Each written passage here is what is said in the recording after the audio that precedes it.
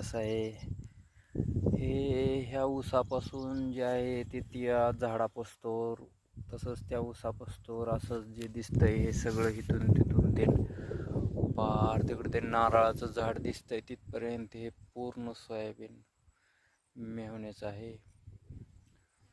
Totally 10 आणि 11 acre soybean आहे त्याचं. हे पहा, थोडं निम्यात पातळ झालंय, पावसानं जरा थोडा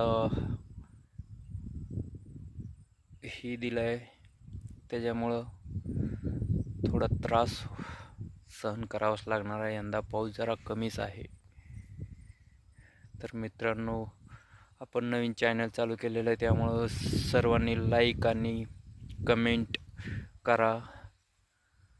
भेटूया पुढील व्हिडिओमध्ये. धन्यवाद. थँक्यू.